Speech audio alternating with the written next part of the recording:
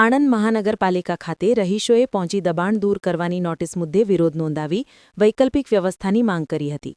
કરમસદ ખાતે આણંદ મહાનગરપાલિકા દ્વારા ગોપી ટોકીઝ નજીક આવેલા તળાવ પાસેના રહેણાંક મકાનોના દબાણ દૂર કરવા બાબતે 8મી તારીખે નોટિસ આપવામાં આવી હતી. 15 દિવસમાં મકાનો દૂર કરવા અંગે જણાવ્યું હતું, જેથી પાલિકા કચેરી ખાતે રહીશોએ ભારે હોબાળો મચાવ્યો હતો. નોટિસ મળતા જ મોટી સંખ્યામાં સ્થાનિક રહીશો પાલિકા બહાર એકત્ર થયા હતા અને તંત્ર સામે ઉગ્ર વિરોધ નોંધાવ્યો હતો. રહીશોએ આક્ષેપ કર્યો હતો કે ગરીબોના મકાનો બાબતે નિયમો બતાવતું તંત્ર સંપૂર્ણ મશીનરી સાથે તાત્કાલિક કાર્યવાહી માટે પહોંચી જાય છે, જ્યારે મોટા અને પ્રભાવશાળી લોકોના દબાણો દૂર કરવા બાબતે તંત્ર ભીગી બિલ્લી બની જાય છે. આ બેવડા વલણ સામે સ્થાનિકોમાં ભારે રોષ જોવા મળ્યો હતો. નોટિસ આપવાને નહીં ભીમ આર્મીના કાર્યકરો પણ રહીશોની મદદે આગળ આવ્યા હતા. ભીમ આર્મીના આગેવાનો દ્વારા પાલિકા તંત્રને રહીશોના પ્રશ્નો ગંભીરતાથી સાંભળવા અને માનવતાવાદી અભિગમ અપનાવવાની માંગ કરવામાં આવી હતી. સ્થાનિક રહીશોએ જણાવ્યું હતું કે દબાણ દૂર કરતા પહેલા સર્વે કરી યોગ્ય વૈકલ્પિક વ્યવસ્થા કરવામાં આવે. આવનાર મહિનાઓમાં બોર્ડની પરીક્ષાનો સમય છે. અનેક બાળકો પરીક્ષા આપી રહ્યા છે. આવા સમયમાં નોટિસ અને કાર્યવાહીથી બાળકોના બાળમાનસ પર વિપરીત પ્રભાવ પડી રહ્યો છે અને અભ્યાસ પર નકારાત્મક અસર પડી રહી છે, જે અંગે તંત્રએ સંવેદનશીલતા દાખવવી જોઈએ તેવી માંગ ઉઠી હતી. આ સમગ્ર મામલે મહાનગરપાલિકા કમિશનરે યોગ્ય કામગીરી થશે તેવી ખાતરી આપી હતી. સ્થાનિક રહીશ તેમજ ભીમ આર્મીના અગ્રણી દ્વારા મીડિયા સમક્ષ લોકોના પ્રશ્નો સમસ્યા જણાવ્યા હતા, તેમજ વૈકલ્પિક વ્યવસ્થાની માંગ કરી હતી. આપનું નામ ને પરિચય? હું ઇન્દિરા નગરીમાં રહું છું. મારું નામ હંસાબેન છે. મહાનગરપાલિકાનો ઘેરાવો કરે છે, શું માંગણી લઈને કર્યો?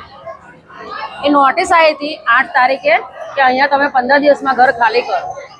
હવે અમે અહીંયા આગળ 70 વર્ષથી રહીએ છીએ. 70 વર્ષથી અમે બધા જૂના ઘડિયા બી અહીંયા આગળ રહી ચૂક્યા છે અને અમારા સ્થાનિક અહીંયા જ છે, બરોબર છે. હવે અમારા છોકરાઓનું અહીંયા ભણતર છે, બોર્ડની પરીક્ષા છે, 30-35 છોકરાઓનું ભણતર બગડે છે અને નાના નાના છોકરાઓ છે, બધા ભણે છે. હવે અત્યારે અમે લઈને ક્યાં જઈએ? હવે એમની સ્કૂલો બગડે છે, ભણતર બગડે છે અને અમારે રહેવાનું ક્યાં? અમે ખાલી કરવા અમે સ્વેચ્છાએ તૈયાર છે, પણ તમે સામે મકાન આપો, અમે રહેવા જતા રહીએ. અત્યારે અમને ઘરનું ભાડું કાઢવાનું બી મુશ્કેલ થાય છે. અમે રોજ કમાઈને રોજ ખાવાનું, અમે મજૂરી કરીએ છીએ, તો કેવી રીતે અમે બીજું ઘર કેવી રીતે તાત્કાલિક શોધીએ? એક ઘર બનાવતા વર્ષો નીકળી જાય છે, તો અત્યારે અમે ગરીબ લોકો ક્યાં જઈએ? અમારે ઘરની સામે ઘર જોઈએ છે, અમે ખાલી કરવા તૈયાર છે. પેલા અમને વસવાટ આપી દો, અમે જતા રહીએ, બરોબર છે. આપનું નામ ને પરિચય? રસિક રોહિત મારું નામ છે, ભીમ આર્મી જિલ્લા અધ્યક્ષ. આજ રોજ અમે આણંદ મહાનગરપાલિકામાં છે. મહાનગરપાલિકામાં આવવાનું કારણ અમારું એ છે, થોડા દિવસ પહેલા મહાનગરપાલિકાના વિચારો એવા થયા તો ભાઈ કોઈ એક એરિયો છે, એરિયાની અંદર આ લોકોએ ડિમોલેશન કરવાનું જે નોટિસ લગાવી જાહેરમાં અને એક ધમકી પણ આપી, તો આ તમે 2 દિવસમાં ખાલી કરી નાખો ને કે બુલડોઝર ચલાવીશું. હાલ અમારી એક માગણી છે, ઘરના સામે ઘર આપો ને કે મહા આંદોલનની તૈયારી અમારી છે. બીજું આપણે જે વાત કરતા હોય તો ભાઈ આ લોકો તલાવના જગ્યા ઉપર દબાણ કરેલું છે, તો આખા આણંદ જિલ્લામાં કેટલા તલાવો છે અને તલાવ ઉપર કેટલા મોટા મોટા દબાણો છે. શું તમે ખાલી કરાવી શકશો? શું તમારા તેવડ છે ખાલી કરાવવાની?